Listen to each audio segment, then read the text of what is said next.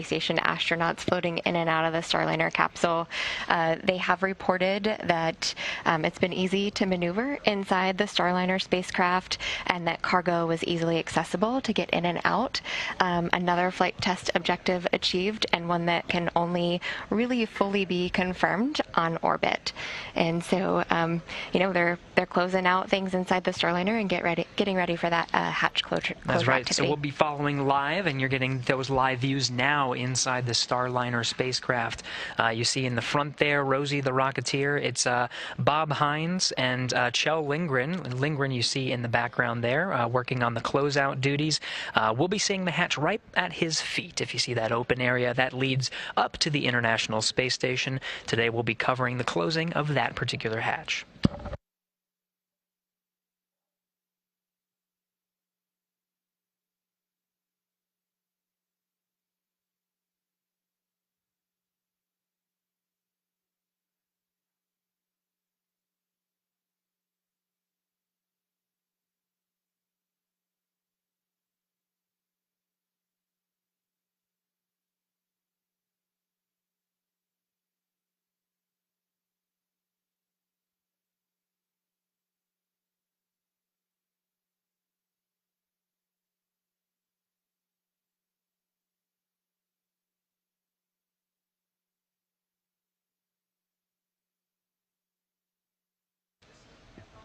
We're looking at a live view out the Starliner's window there. You can see the International Space Station and the SpaceX Crew Dragon.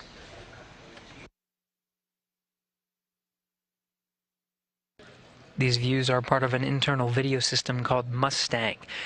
There are 4 cameras inside the Starliner spacecraft. We were seeing a couple of them as we continued to cover the hatch closure operations of the Starliner spacecraft. That view, one of several inside the Starliner spacecraft that has the beautiful view outside of the spacecraft looking towards Earth, and of course in this particular view, the International Space Station. Now, the Starliner spacecraft has, again, been docked for almost 4 days since attaching itself to the International Space Station at 7:28 p.m. Central Time on Friday the 20th. Of course, there were a number of flight test objectives that were accomplished on the ride to the International Space Station, but since it's been docked for almost 4 days, there have been a number of activities that the crew and the teams here on the ground in Mission Control Houston, both here in the International Space Station Flight Control Room as well as the Starliner Flight Control Room right down the hall here in Houston. They've been going through a number of flight test objectives. So you can see one of them. Go ahead, Farmer.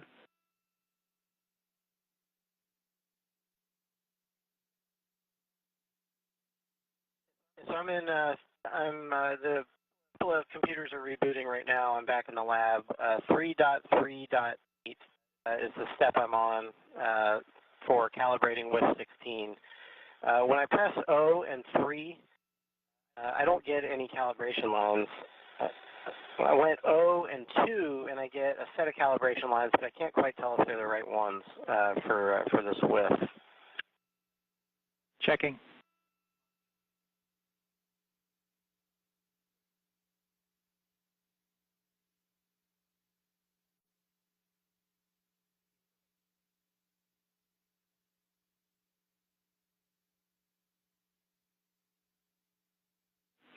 And Pharma, we really appreciate your patience. Every time we do this, we learn something new, and this is no exception.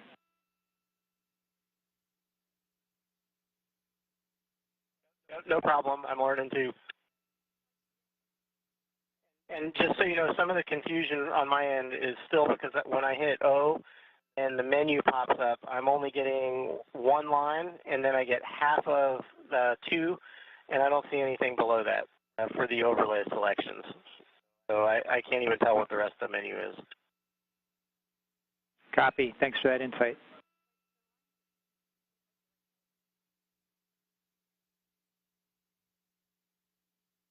There you go. And Farmer, when you hit O2, the lines that did come up, we think are the right ones. So go ahead with calibration based on those.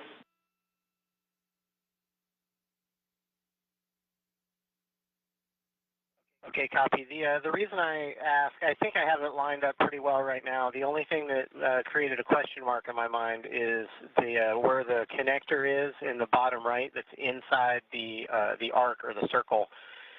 It doesn't really align, or it doesn't really match that connector. But the arc is lined up with the outside of the IDA, and so I think that part is accurate. The other thing, I'm just not sure if that's lining up, if that's supposed to be the part that it lines up with or not.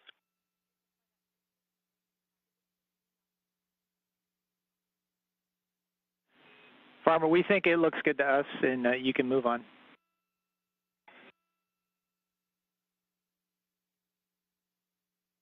Okay, copy. Sounds good. The exchange you're hearing. Lower outboard is calibrated, and I think that one is in good shape. Copy. The exchange you're hearing on the International Space Station with the teams here in the International Space Station. C-12, however, the WIS 17 view is frozen with the red border around it, with no active video displaying.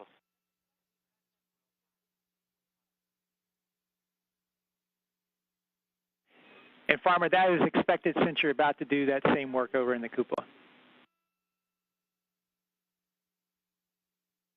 Copy all. The exchange you're hearing through the space-to-ground loops from the International Space Station, you heard Bob Hines.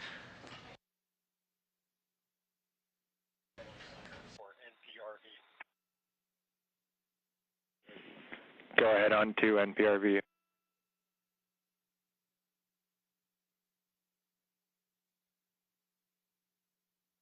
This is the first time I've seen this piece of equipment. I pulled 3 pins and pulled them out of their grooves to unlock the cage, so the NPRV cage now moves up and down. I'm looking at step 2.3, pull center pin to loosen, and I see underneath the center circle of this cage that there is looks like a knurled pin. On it, it says pull to deploy cover. I'm assuming that is the pin that I should be pulling on. Negative, Chow. You want to leave that pin you just described to us, leave it in.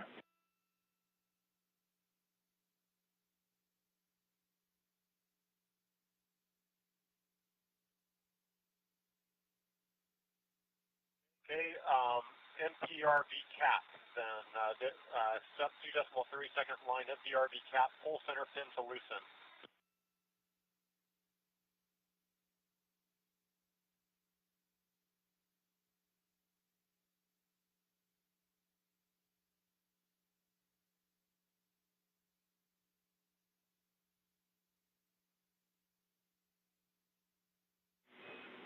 And so, Chow, we're talking in hindsight here, hearing words on the ground, you may have had your hand on the right pin. So it's the cap that's underneath the locking device. We're pulling that center pin to loosen the cap.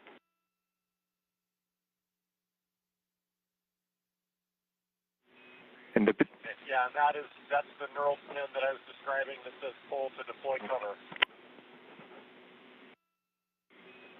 Okay, that's correct in that case. So the big picture here is we're going to pull that pin to loosen it. This will burp the NPRV device, basically like a little pressure burp, and then we push to reseat the cap as the third step. Does that make sense?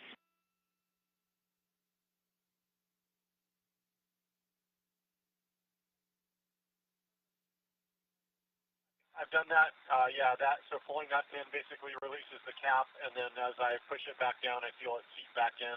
Cap is secure, and the cage will remain loose. And that is a good description, good config, thanks.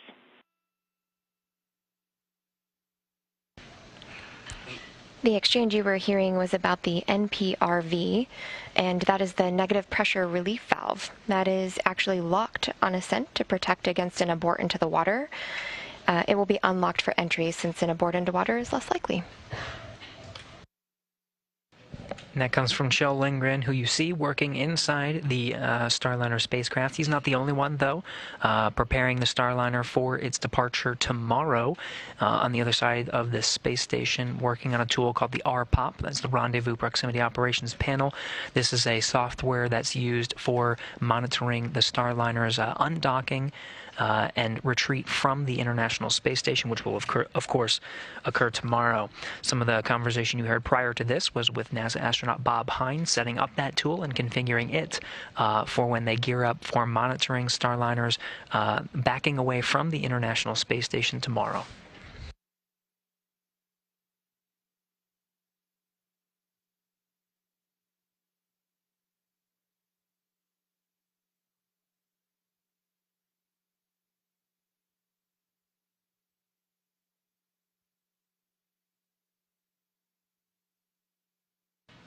Now, of course, what we're covering here today, you're seeing live views from aboard the International Space Station. We're covering the hatch closure activities. There are 3 hatches that separate the inside of the International Space Station from the Starliner spacecraft. There's the Starliner's hatch, and then there's 2 hatches on the space station side, one called the A-Pass, and then the other one on the Node 2 forward port of Harmony, or Node 2 forward hatch of the node itself. What they're going to work through right now is closing that Starliner hatch and, of course, backing away to start depressurizing the vestibule in between the station hatches and the Starliner hatches. They've gone through a number of procedures to get to this point, and, of course, a number of test objectives. One of the things we'll see is this orange tube that you see. This is the venting system that brings station air to mix inside the Starliner spacecraft and introduce that station air into the spacecraft itself. That does a good job of relying on the station's systems to mix that air.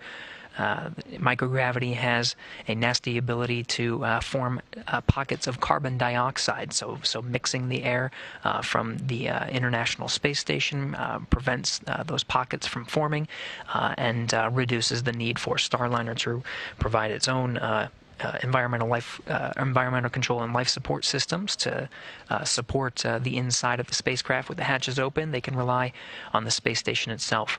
They'll pull that hose away before they actually close the hatch and check on some of the other various systems, but they've been going through a lot of flight test objectives and steps to get up to this point.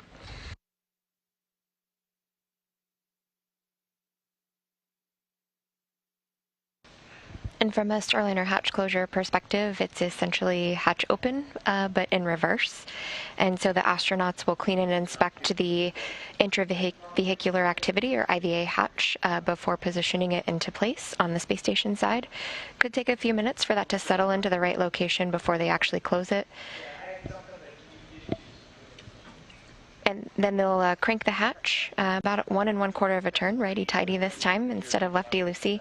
They'll close the pressure knobs that they open prior to hatch opening and monitor the pressurization of the vehicle.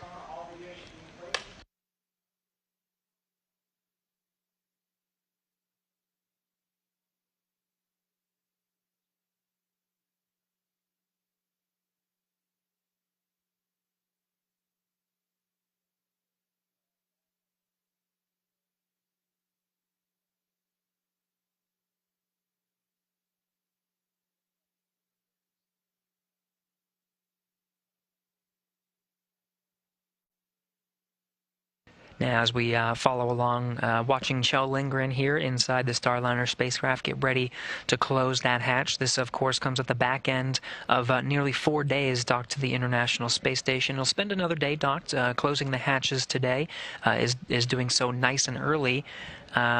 Ahead of an uncrewed spacecraft. We see the hatch closure much closer to a spacecraft's departure when there's crew inside, but without crew we can do so much earlier.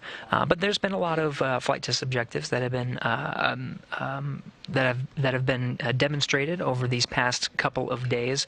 Now, during the docked phase, we were able to verify some audio checks with the International Space Station, as well as the Starliner spacecraft. We were able to test the environment inside the Starliner spacecraft itself. And we were also able to test the connection, which was, of course, established shortly after docking through an umbilical connection with the International Space Station, and of course, many other objectives as well. All those prime test objectives and then some, so many more. We were able to recharge the spacecraft's batteries from the station's power. We were able to get that VESTA, the vision-based electro-optical sensor and tracking assembly data, down to the ground through the ISS link. We were also able to evaluate the onboard tablets. They basically practice transferring files from the ground to the tablet through those ISS assets, updating the configuration, and those tablets really serve as a replacement to bulky paper flight manuals.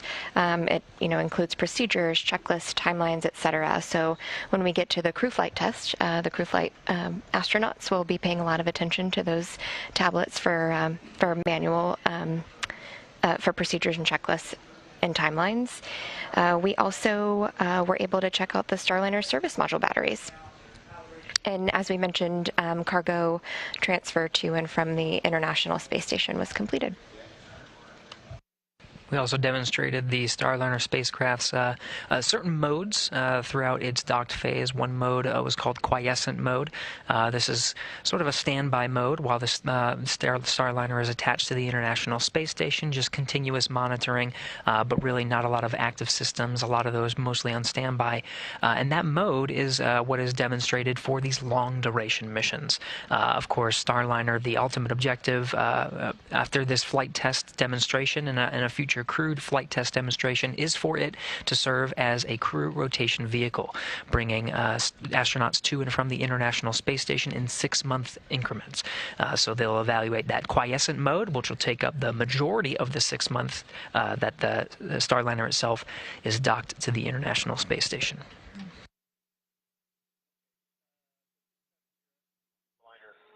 For undocking, egress, and building check. Go ahead, undo. You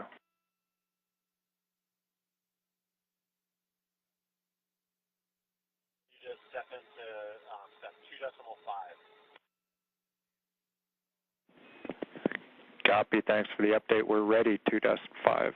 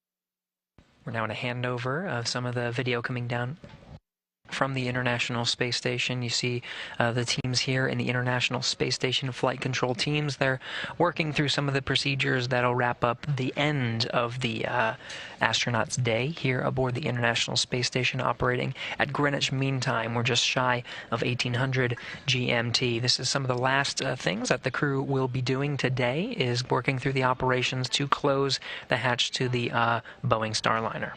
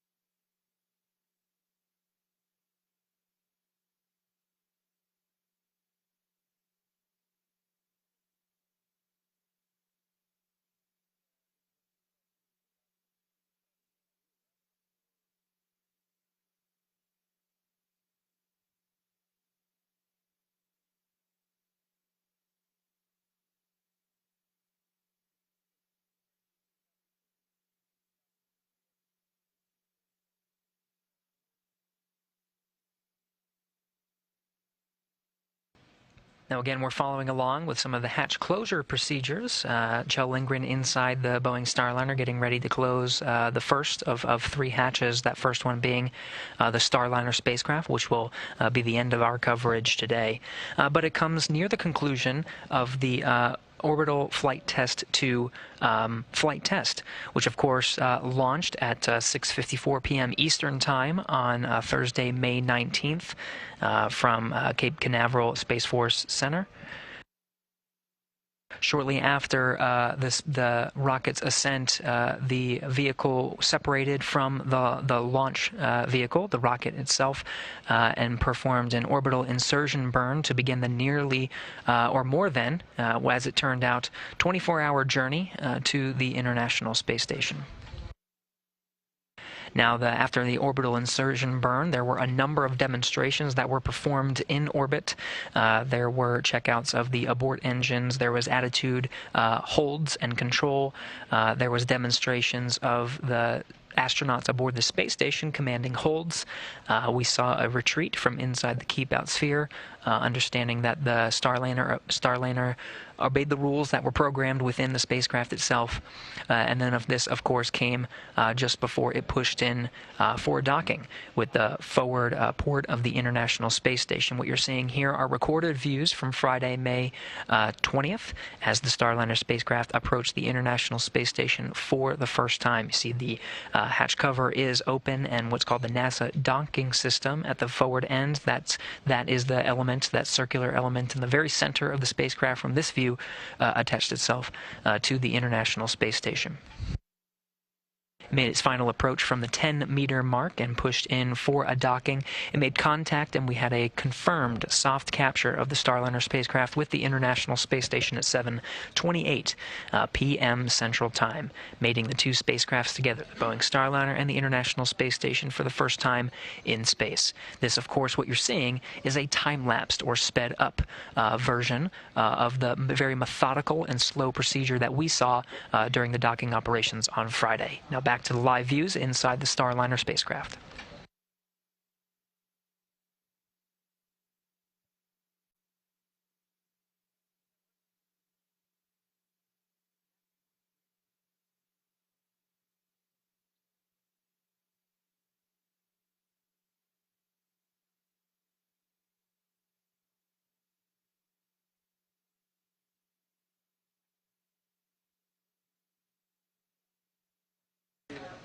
What you're seeing here is a wide cabin view inside the Starliner spacecraft. That white cargo bags, or those white cargo bags, are actually NASA cargo bags, and then underneath them and around them are the Boeing blue cargo bags. At the top right of the screen, you can see that no max material again, and so the IVA hatch is still in its stored location as the astronauts continue their closeout actions. What you're seeing in this view is what will take up the majority of the mass that OFT-2 will be returning with a desert landing, or targeting White Sands Space Harbor over in New Mexico as the landing site. But of the 600 pounds of cargo that OFT-2, that this Boeing Starliner will be returning to Earth, about 400 pounds of that is what's called NORS tanks, nitrogen oxygen recharge system tanks. These provide nitrogen and oxygen in tanks which recharge the systems that supply the space station with breathable air. The air inside the International Space Station is a mix that you would see at sea level on Earth, a very healthy mix of nitrogen and oxygen, with, of course, the systems scrubbing dioxide or carbon dioxide as the astronauts continue to breathe. 3 of these tanks are loaded, as you see in the cargo bags right here. They're loaded, strapped in, and ready to go for the ride home to return back to planet Earth, so that teams on the ground can refurbish them, refill them, and send them back up to the International Space Station.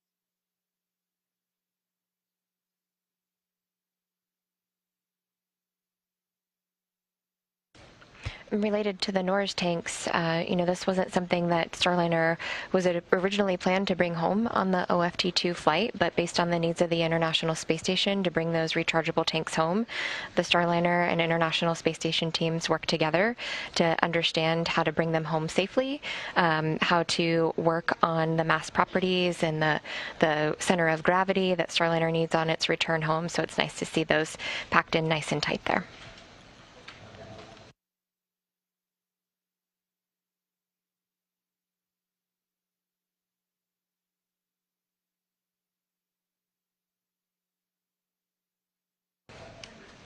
Another interesting fact is the ISS astronauts were working to bring out and pull back in cargo to the International Space Station. We had astronauts Sunny Williams and Mike Fink down here on the ground at Johnson Space Center rolling through a lot of those procedures as well in the Boeing mock-up trainer, which is in Building 5 out here where the astronauts get to train on Starliner. And in fact, here in the International Space Station Flight Control Room, sitting next to the Capcom today, who is Rob Hayhurst, is Sunny Williams. She's sitting at the console as the resident Boeing Starliner expert, who, as you mentioned, Rebecca, has been in the mock-up trainer, understands these operations, particularly with the hatch closure, can relay her expertise to the teams here in Mission Control Houston to, of course, be the voice up to the crew who are actually performing the operations in space.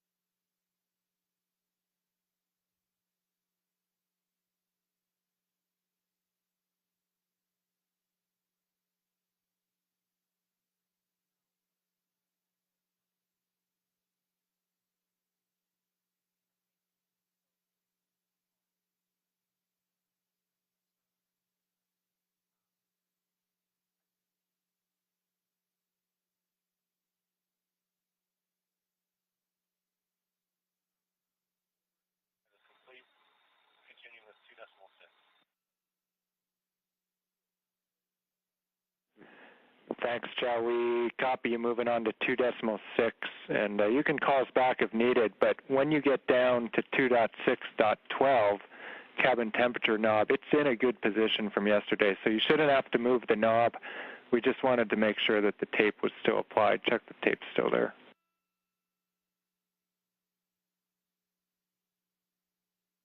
Copy, Wilco.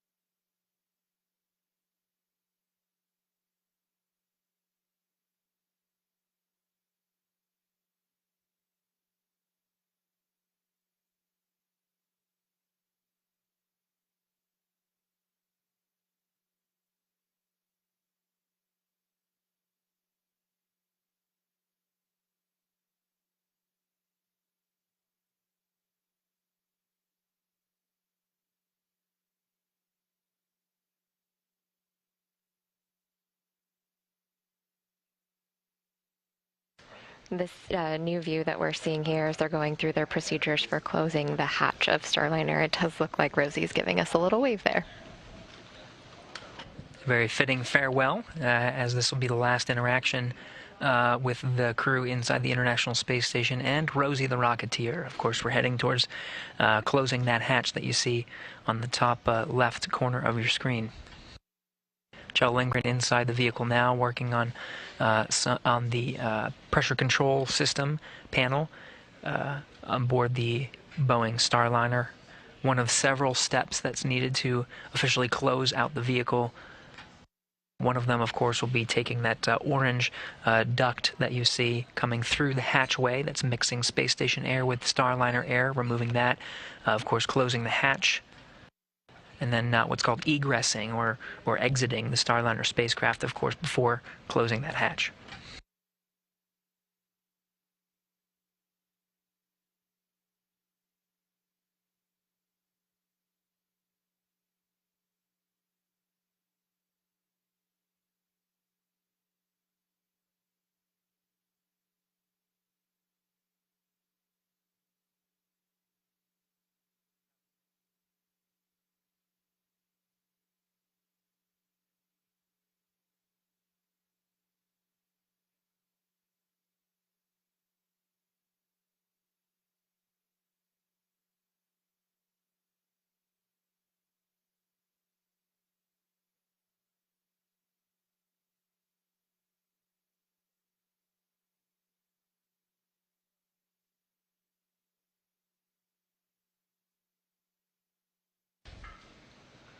Not in view here, but already in his seat is our gravity indicator, Jebediah Kerman. He flew up on the Starliner spacecraft, went through ascent and docking right alongside Rosie. You can see him there in previous views. The reason you're not seeing him in the live view is his tether is already in place. They just have it a little bit lower near the leg rest for where seat 2 is. So kind of in between seat 1 and 2 below the line of cargo. And we'll see if they adjust him a bit before they exit the crew cabin.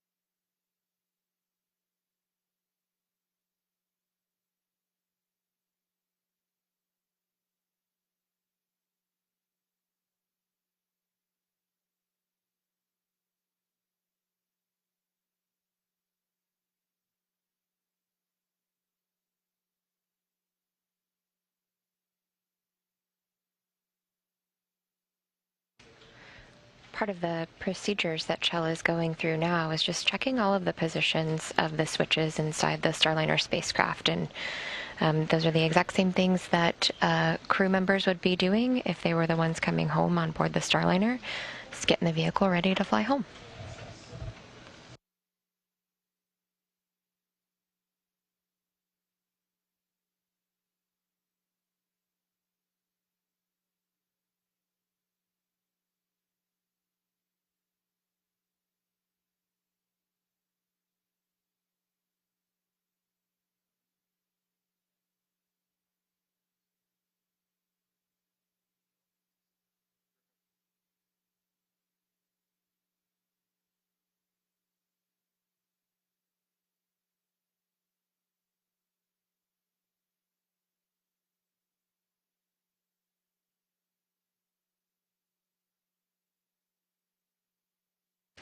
And there you see Kjell taking pictures of those switch positions, again, just to help ground controllers understand the configuration that the Starliner's in.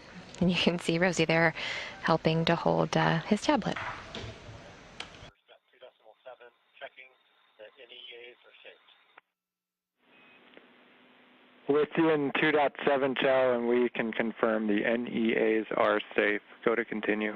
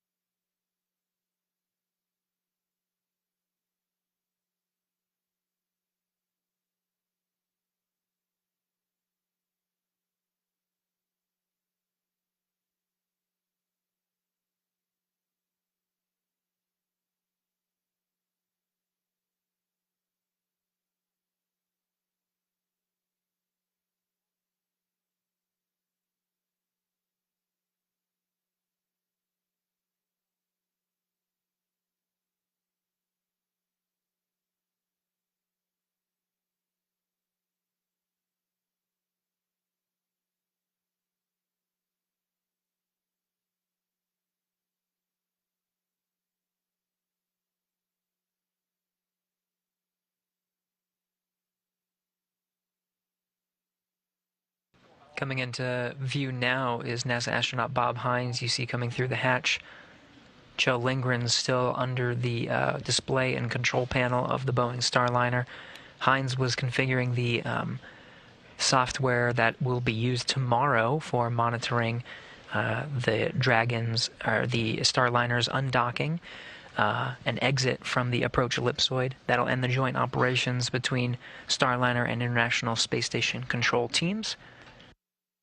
These steps now that they're going through are some of the last before they exit the Starliner for the very last time, before closing the hatch and getting ready for that undock. Kjell Lindgren has been working on the pressure control system panel and is now ensuring that the NASA docking system is configured before they exit the vehicle, making sure all the right buttons are flicked there on the display panel. There are a couple of covers on some of those panel switches, so he'll remove some of those covers and stow them appropriately. That will be the last thing on his to-do list before they call down to the ground that all of their procedures their closeout procedures have been performed and they are ready to close the hatch. So they're working through their timeline now to make sure that those are in place. It looks like Lindgren is now removing those switch covers you see and stowing them in that bag. So he's on his last step before they're ready to configure for hatch closure.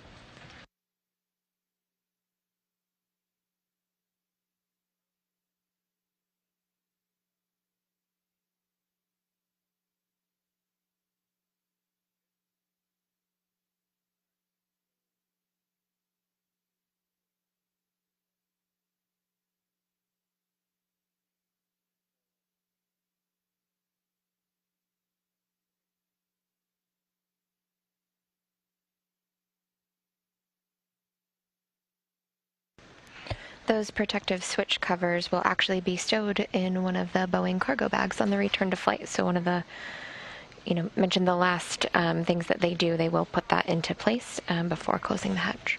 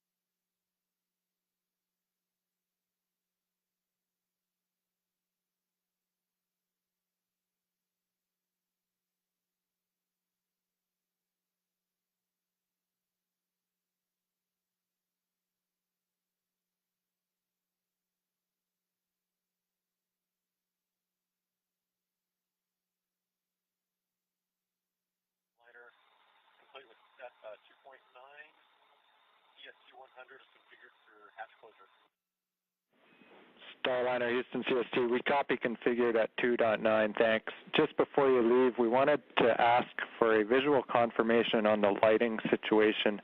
Can you confirm that all 5 cabin lights are on? We're not concerned with brightness, we just want to make sure that you see all 5 as ON right now.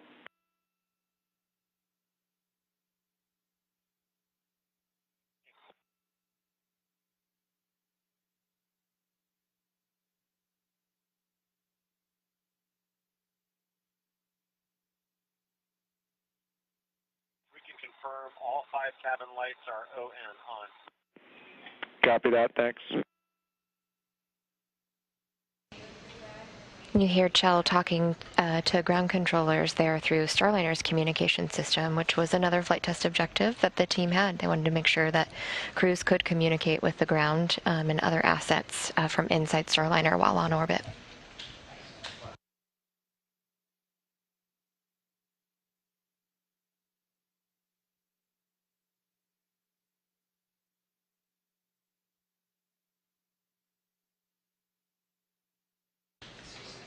And on the left-hand side of your screen, you can see Bob Hines there going ahead and stowing those position covers in one of the cargo bags.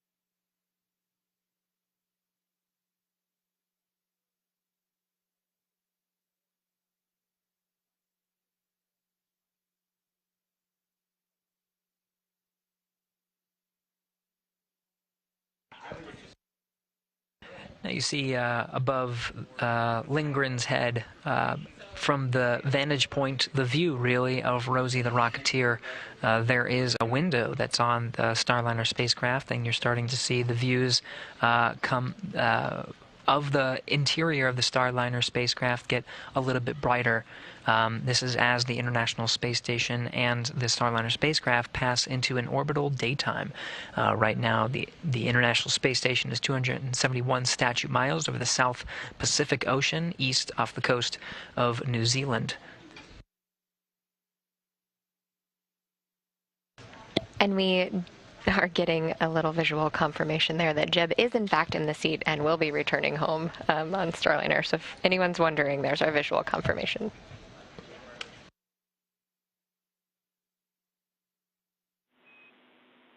Starliner, Houston, it looked like in the video that, Chell, you may have been trying to talk. We didn't hear anything, but go ahead.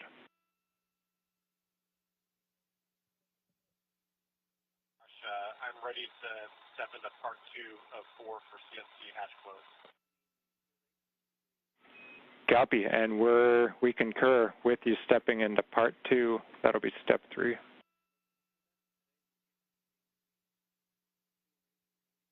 Concur. It's been work.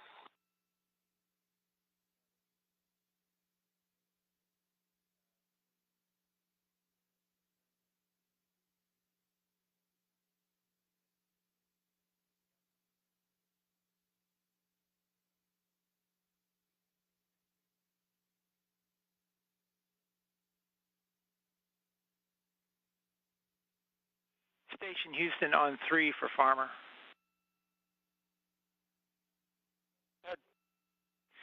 Hey, Farmer, the ground performed the step 4 for RPOP, so the only thing remaining is for you to perform the calibrations on for both cameras on both SSCs. We're fine if you want to delay that and continue to help out Chell.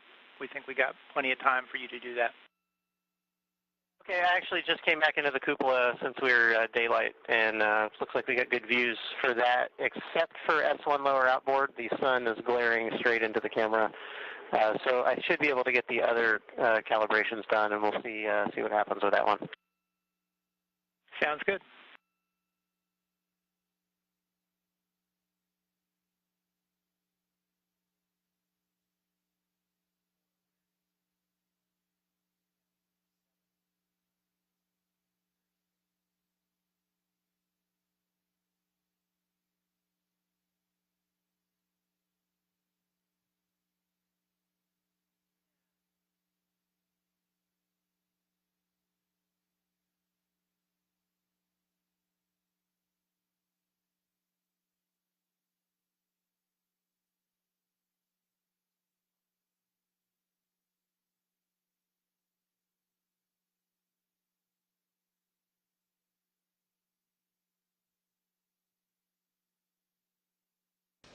Here we're getting a live view of the exterior of the Starliner spacecraft while it's docked to the International Space Station. And earlier today, the Canada arm, the robotic arm, was used for a planned exterior inspection of the Starliner spacecraft. NASA and Boeing plan to do this inspection for this first flight test so that they could learn as much about the vehicle prior to the crew flight test and follow on long duration flights as possible. And through that inspection, the Starliner's thermal protection system was cleared for reentry.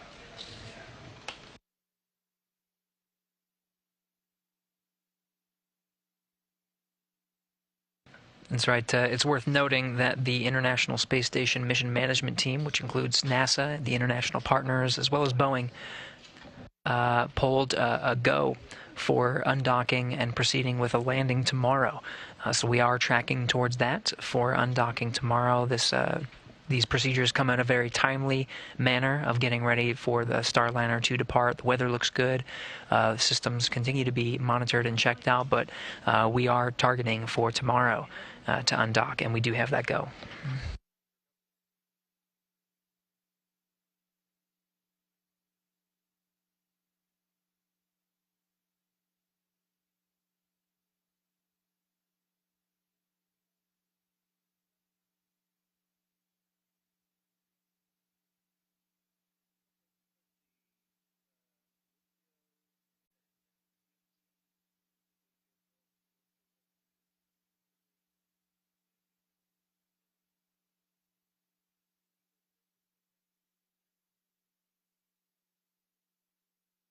And you see the intra-modular valve. That's the orange duct that was snaking its way inside the Boeing Starliner through the hatchway there. You see has been configured and removed from the Boeing Starliner. These are some of the final steps before we get to the hatch closure itself. A couple more steps ahead of when we actually see that hatch close, which, as a reminder, is a free-floating hatch. We'll see that come into view once they get to that. From this view of your screen, you can sort of make it out. It's that white circular object over to the sort of the bottom left of this particular view. But we are well on our way through the objectives here to get Starliner configured for hatch closure.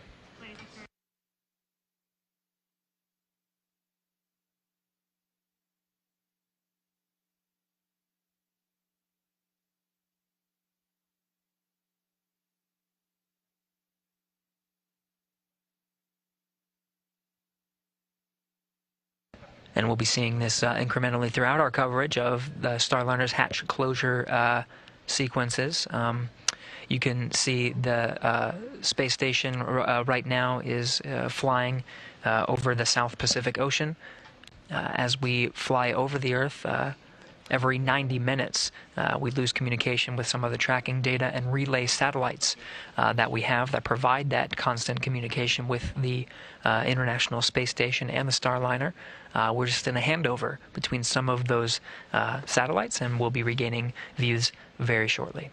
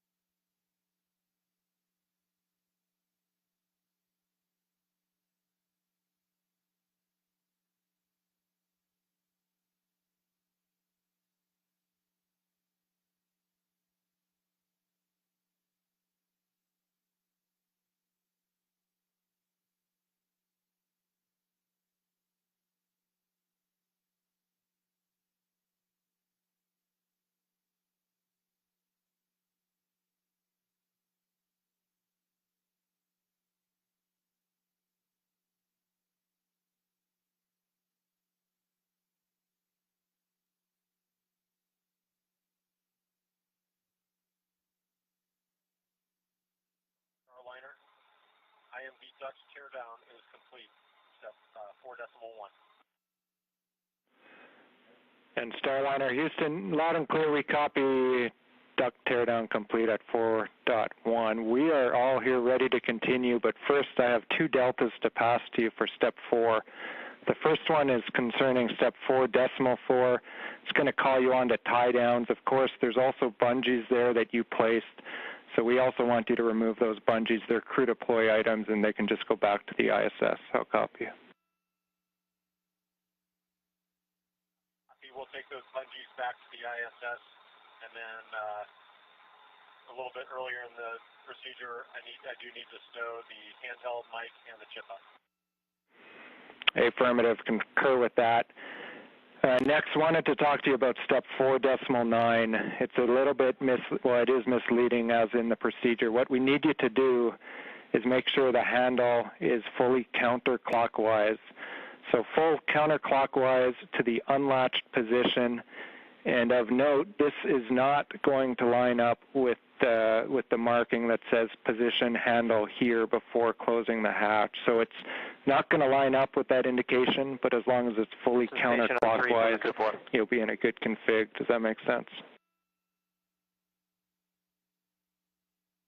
Makes sense. I recall those markings. Understand. Farmer with you on 3. To be full counterclockwise. Hey, I think the cupola is set up. Everything is calibrated on all 3 or all affirmative, good, read back, and with that, everyone here is ready, so you will go at step 4.1, and lab 4.2. check, I think the lab also was good to go. Let me know if I'm missing anything. Copy, go in 4.2 for hatch closure. Thank you so much, Farmer. No, we are tracking the same thing. We are all set up in both the lab and cupola. Okay, great. I'll put a couple notes on the SSCs, making them no touch for next 24 hours or so.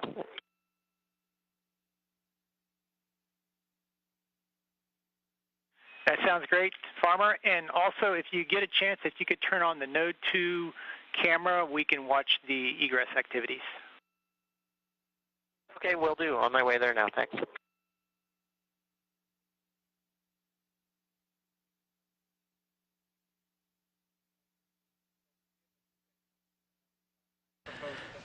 So with that, Kjell Lindgren has worked through the steps to get us to this final sequence here, which is he's going to get ready for hatch closure. They've successfully checked out the Starliner systems, removed some of the switch covers. There was an orange duct providing station air mixing in with the cabin environment of the Boeing Starliner that has been removed. They're now going to work through the methodical steps to close the hatch itself. You heard a couple of what's called deltas or changes in some of those steps, including the positioning of the handles. We'll get confirmation once Kjell Lindgren has moved his way through all of the procedures to successfully close the Starliner's hatch. In the meantime, Heinz is on the International Space Station side setting up a camera. We may get some views from the opposing end here. Of course, we've been getting some great views inside the Starliner spacecraft. We may soon be seeing the inside of the International Space Station.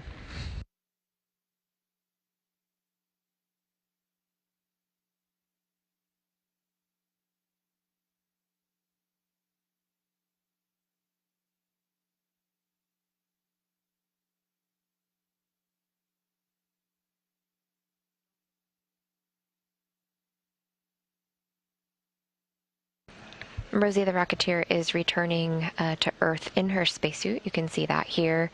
This is called the Launch and Entry Suit. And Rosie is not outfitted with any sensors herself. We actually used her data ports to collect data from sensors that are placed along Boeing's Starliner seat pallet. It's basically the infrastructure that holds all of the crew seats in place.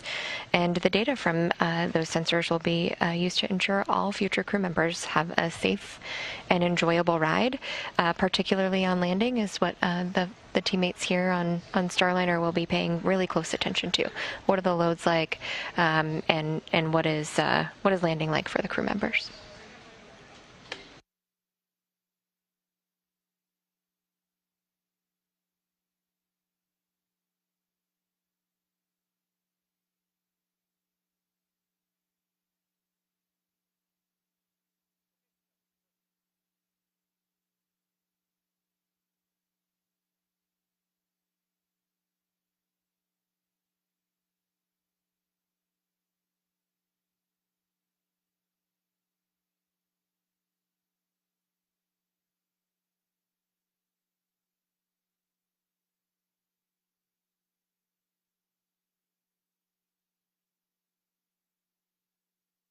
Houston Station on 2, Node 2 camera is set up and pointed at the hatchway. Let me know if you're seeing video. All right, Farmer, thank you for that.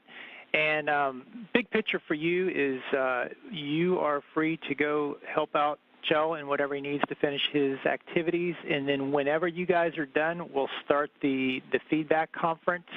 If it's a little late, that's just fine. Okay, sounds good. And I'll jump in there and start helping Kel. Thanks.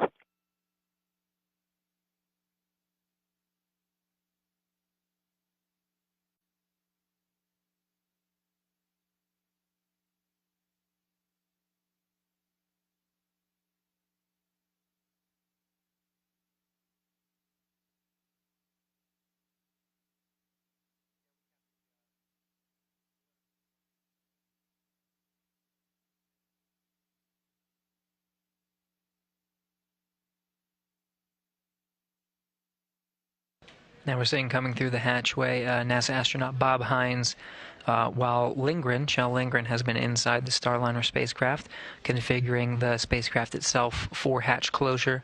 Bob Hines has been getting a tool that will be used tomorrow for monitoring the spacecraft's undocking and retreat from the International Space Station, heading towards a landing tomorrow late afternoon, early evening.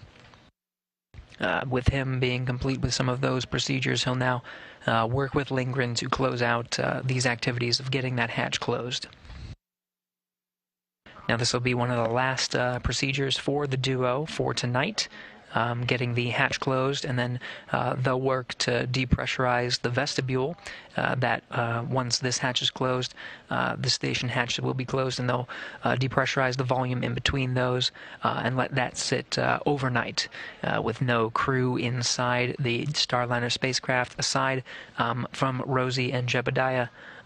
They can do some of these procedures a little bit earlier than we typically see for crewed missions.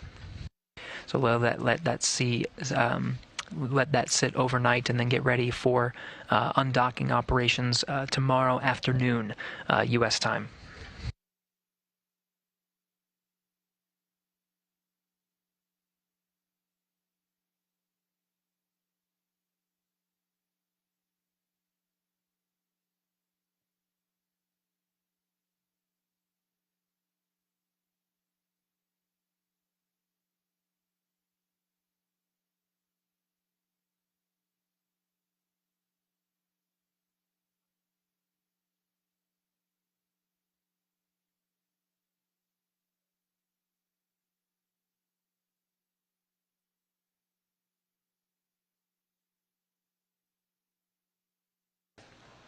You can see here Bob Hines going through that final cargo bag. What they are actually in search of is some straps for the side hatch, as well as the IVA hatch.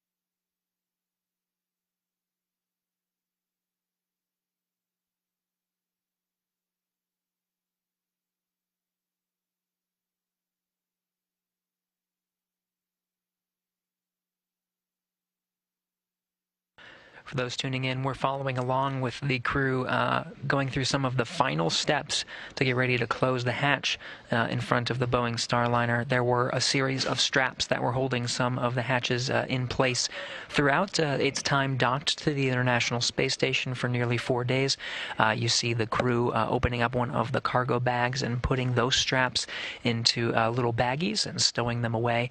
They're working through these steps one by one, the two of them together inside the Boeing Starliner now is NASA astronaut Kjell Lindgren peeking through the hatch there on the top. NASA astronaut Bob Hines working together to configure the hatch itself and get it ready to close. You can see one of the final steps there already underway. Kjell Lindgren removing the cover that has been protecting the hatch itself, revealing the hatch. It's called the IVA hatch. That's the one that goes in front of the Boeing Starliner. So they're nearing the hatch closure very soon here. One of the final steps there, removing the hatch cover itself, and of course folding it and stowing it away.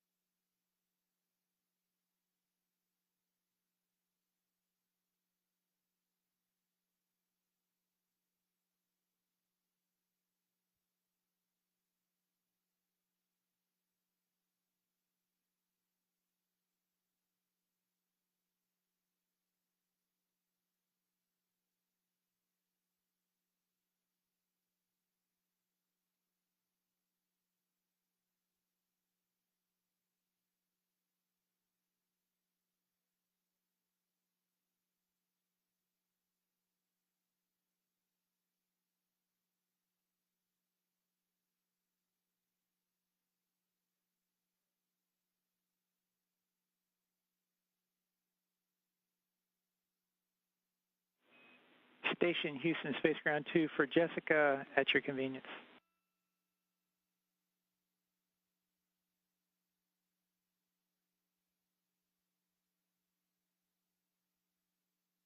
Is he on too? Hey Jessica, prior to the Node 2 forward hatch closure activity, we need to direct somebody to get the deskant kits. We forgot to put it in the ASN for that activity. You can find the deskant kit 2 in Columbus /3 _ Echo 1 / Foxtrot 1 in 1.0 CTB 4080 labeled desiccant kits.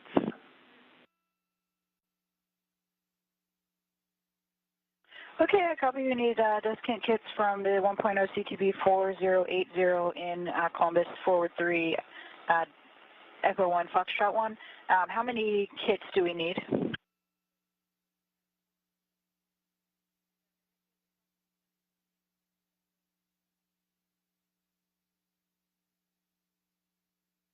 And that'll be just one kit, and there'll be four desiccant bags in there. Also, you're going to need to grab some 4 1-inch Velcro strips, and you can grab that from the office pantry in half CTB serial number 4222. That's in Node 1, Overhead 4, Charlie 1.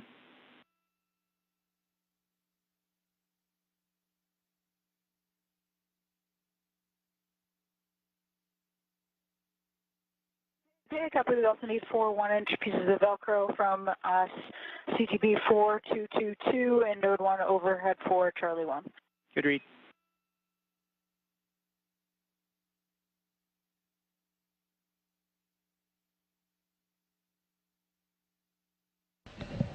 The voice you're hearing is that of NASA astronaut Jessica Watkins. At the end of her work day, she just wrapped up some exercise and then started putting away some scientific samples. She'll now, you see her sort of floating in view, she'll now be collecting some of the hardware, including straps, to start thinking about a couple hatches from now. We're, of course, working on the IVA hatch, which is the name of the hatch on the Boeing Starliner. There are 2 more hatches. There's the A-pass hatch, which is close to Jessica Watkins' feet in this view, and then much closer to frame, the sort of square area, is the node 2 forward hatch. She's already preparing some of the equipment that she'll need to close that hatch prior to depressurizing the vestibule in between the Boeing Starliner and the International Space Station, working together as a team to get the hatch closed and depressurize the vestibule to get ready for Starliner's undocking and return to Earth tomorrow.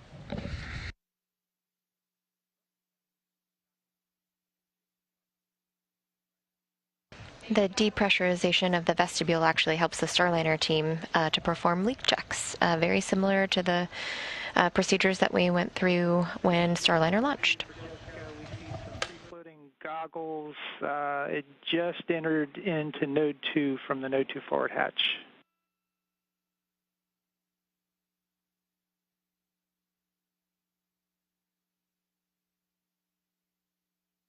You got it, thanks. You don't want to lose your goggles. The goggles being referenced were used prior to the hatch opening procedures. Of course, Starliner being a new vehicle and having limited insight into the cabin, since there were no crew aboard, those goggles were used just as a safety measure, a standard safety measure that's even used for cargo missions today.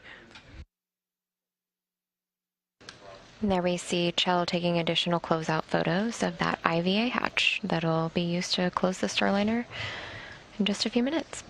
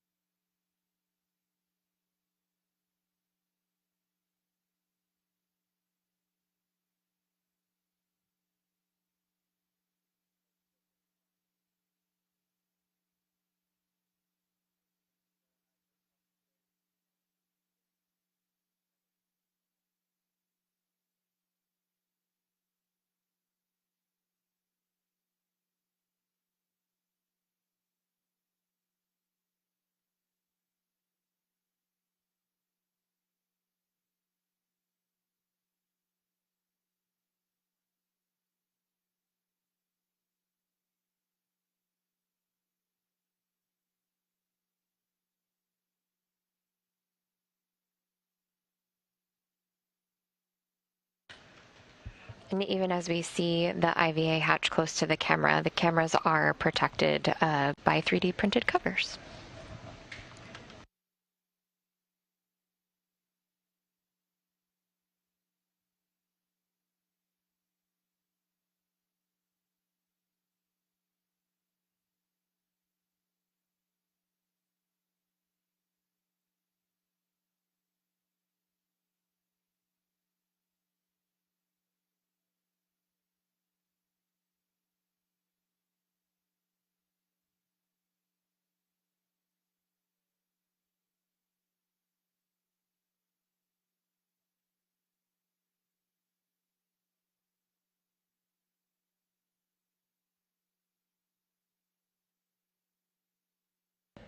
Reminder that by design, the Boeing Starliner's hatch is a free-floating hatch.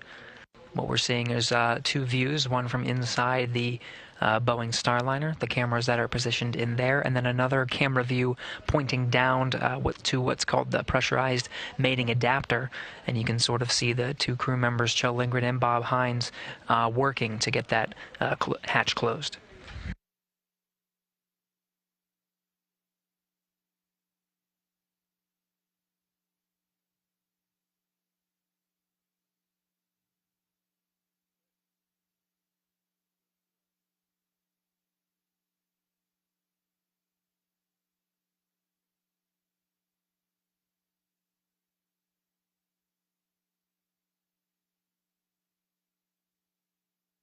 We're now seeing down the pressurized mating adapter.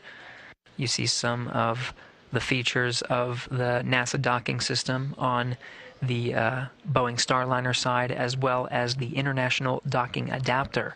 That is the adapter that allows the Boeing Starliner and commercial crew vehicles to dock to the International Space Station. This is an adapter that is affixed on the end of the pressurized mating adapter, which has been used for the past few decades for space shuttles to dock to the International Space Station. Now with the new generation of commercial spacecraft, that international docking adapter being used as an interface for the very first time for the Boeing Starliner. Heinz making his way down the pressurized mating adapter now. Again, he is working with NASA astronaut Kjell Lindgren to close the hatch to the Boeing Starliner.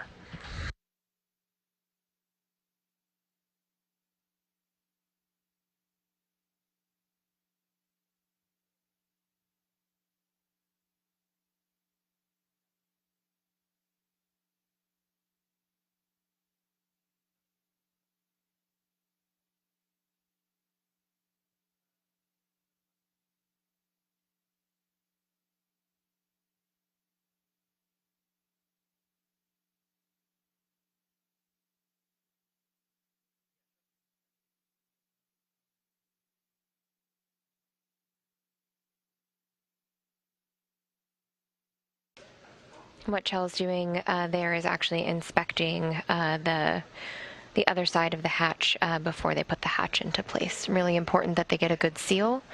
So they'll clean it. If they haven't already, they'll do some inspections, and it looks like maybe he's doing a fit check here.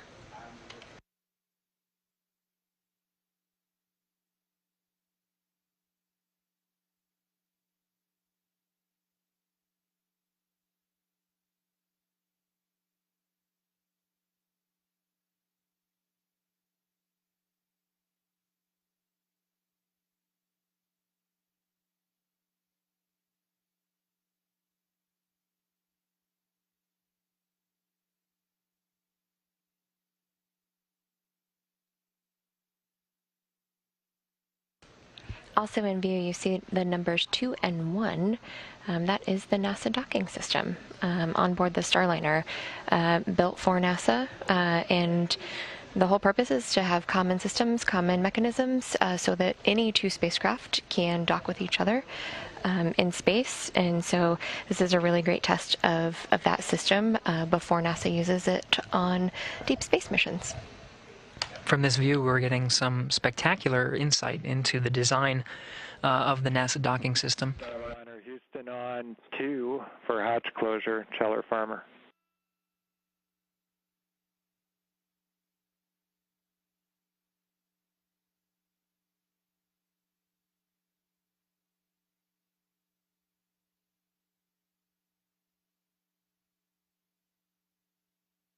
You go for Starliner.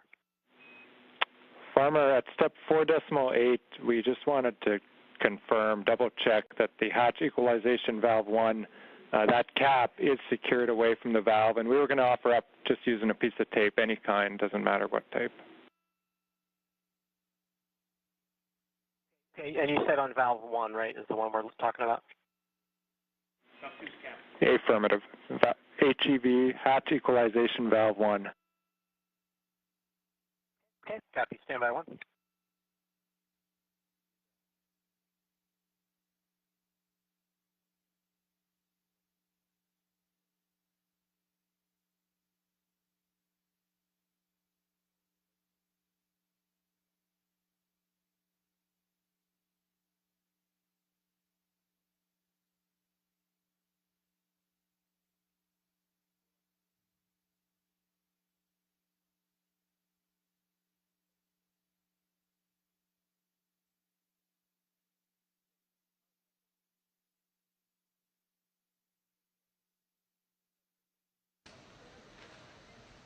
Really incredible views that we're getting inside the Starliner spacecraft with those Mustang interior cameras, 4 of them.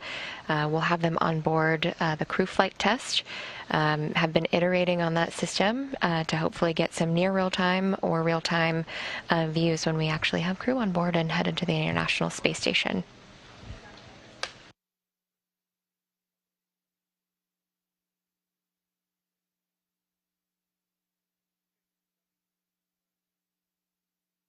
And Houston Starliner, valve 1 cap is taped to the side of the valve, and valve 2 is the cap is being installed right now.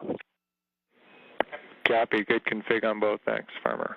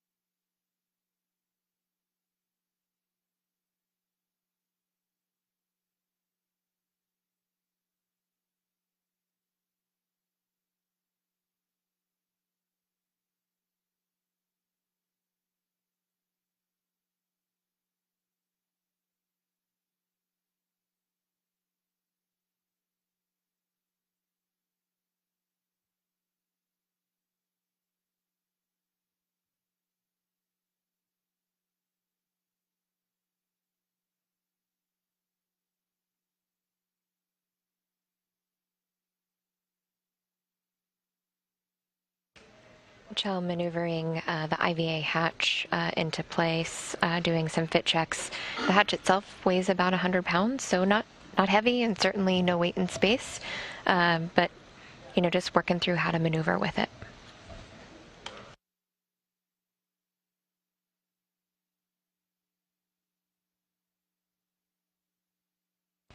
As astronaut Bob Hines supporting the operations all along the way, camera in hand, he'll be photographing the hatch for documentation purposes so the teams on the ground can analyze every step of the way. Of course, this hatch closure comes the day before undocking. The crew will continue to work throughout tonight after the hatch is securely shut. You can see Chell maneuvering the latch now. And through the window of the IVA hatch, you can kind of see a silhouette in there.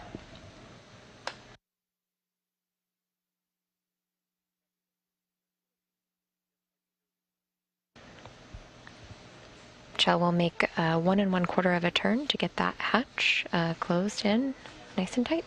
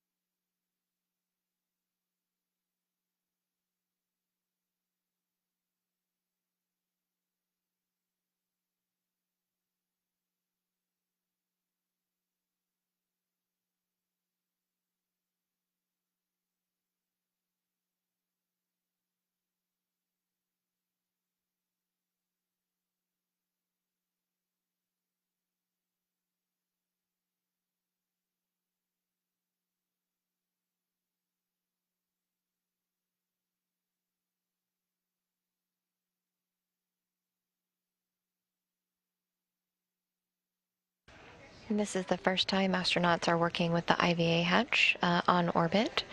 They have been able to practice here on the ground at training facilities at Johnson Space Center. But certainly working through these here on orbit is a little bit different and all about the process of how we'll do it when astronauts are on board on the other side.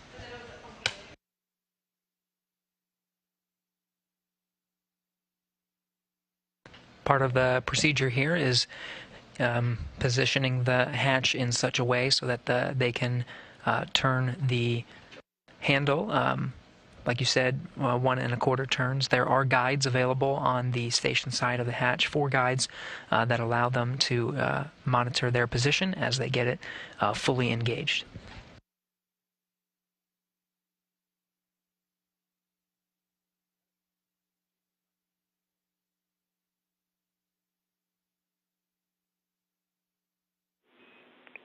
Starliner Houston on 2 for Farmer Hatch when able.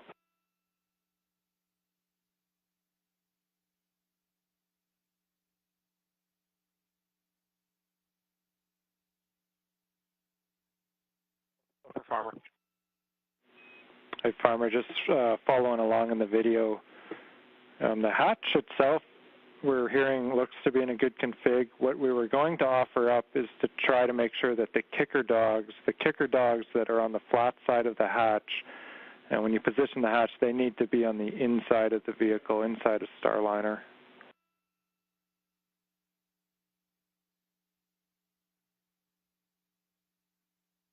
Okay, so from our side, they're on the interior side of the vehicle. So are you saying that maybe we're pulling the hatch closed too far? Yeah, that is one way of thinking about it. Your first statement is correct. The kicker dog's on the inside vehicle side of Starliner, and so potentially it has been pulled in too far. That's the first thing that we thought when we're looking at the video. Okay, sounds good. We'll take a look at that. Those kicker dogs that were discussed between ground controllers and the International Space Station crew members were something that we mentioned with hatch open, almost like built-in butter knives to get into the Starliner, open the hatch when this phenomenon known as the suction cup effect happens. So almost provide just a little bit of relief between the systems. So they just want to make sure those are in the right spot so that we can get a good latch.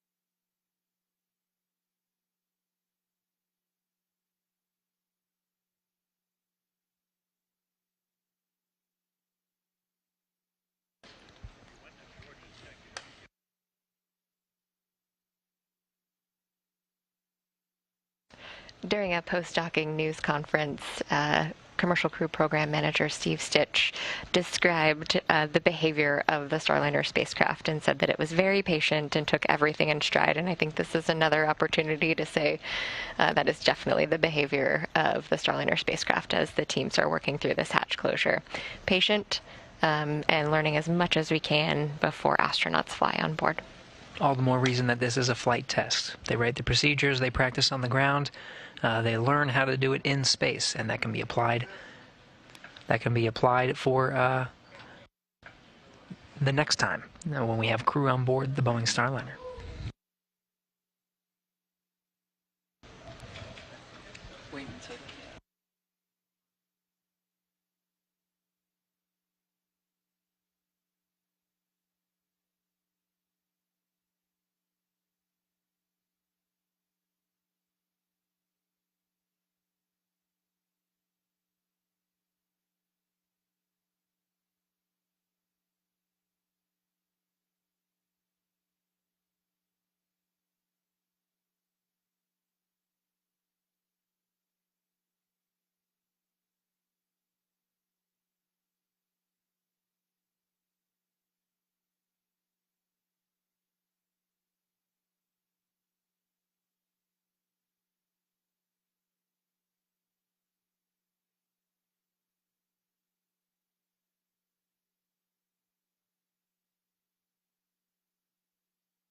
wait till it gets.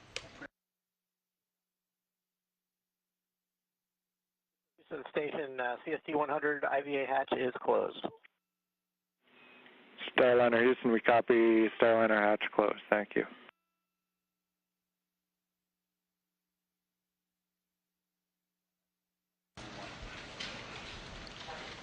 Station flight controllers have been watching along with us here on this video, and there was an audible woohoo when station's hatch was closed. Very good. And that hatch closure time comes right at the top of the hour, 2 p.m. Central Time. The International Space Station and Boeing Starliner with 262 statute miles over Belgium.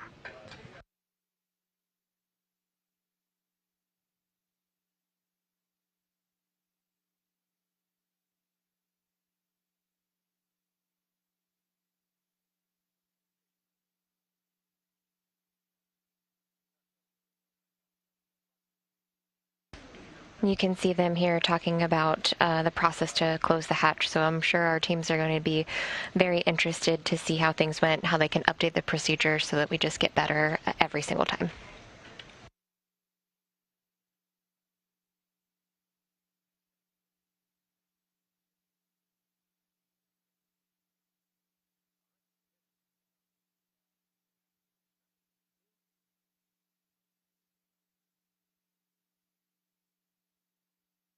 All right, with that, again, the Boeing Starliner's hatch is closed 2 p.m. Central Time. Now, this is not the last thing that the crew members will do, though it will wrap up our coverage today.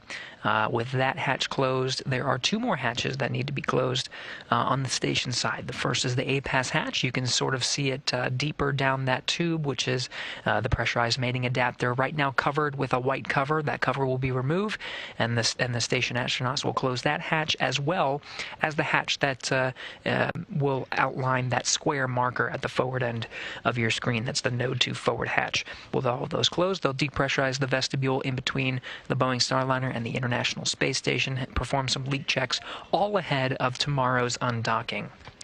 Before we wrap up our coverage today, we did want to make sure that you tuned in for our coverage of Starliner's undocking and return back to planet Earth.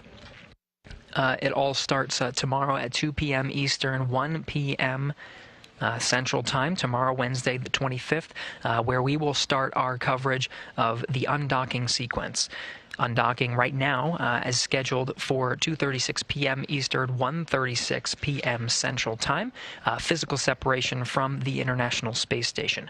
Shortly after they exit the approach ellipsoid, we'll break our coverage, and we will return later that evening at 5:45 p.m. Eastern Time, 4:45 p.m. Central Time to begin our coverage for the deorbit burn and entry through the Earth's atmosphere and return in the western United States.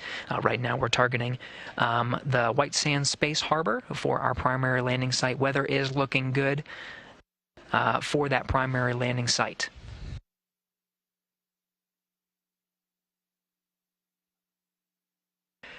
That return, if you are following along and you're watching our coverage, if you're able to, if you're in the trajectory of that return, it's going to be an upwards trajectory. So if it'll pass over Baja, you might be able to catch a glimpse as it returns back to planet Earth. That touchdown time in the western United States in the desert is scheduled for 6:49 p.m. Eastern, 5:49 p.m. Central. If you're in Mountain Time, 4:49 p.m. So check out the trajectory, and you might be able to see a glimpse. The views of our coverage should be spectacular. But like I said, weather is looking good, and it'll be late afternoon, early evening coverage. We'll get some good daylight as we cover the landing sequence. For Cheller, Farmer, and Timeline.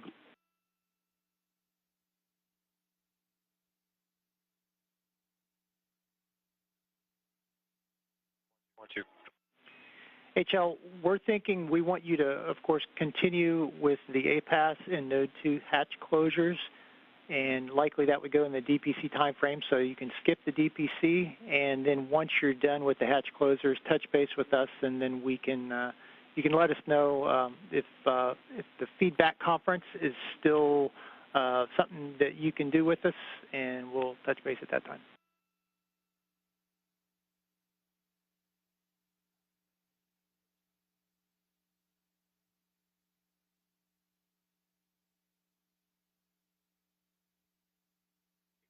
Copy all. I'll continue with hatch closures. Understand that I may miss DPC, and I think Farmer and I are good to do the feedback conference after DPC. All right, we appreciate you wanting still to do that.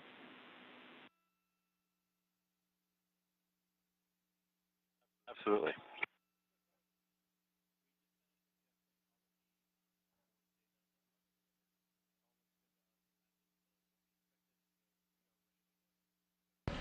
Already you heard there that the station astronauts are going to push through the evening and continue with the procedures that we laid out. Again, 2 more hatches need to be closed. They'll depressurize the vestibule, check out the systems, and they'll have a conference with the ground to provide feedback about the whole process of getting the hatch closed and getting Starliner ready for departure before their daily planning conference to wrap up the day and get ready for bed.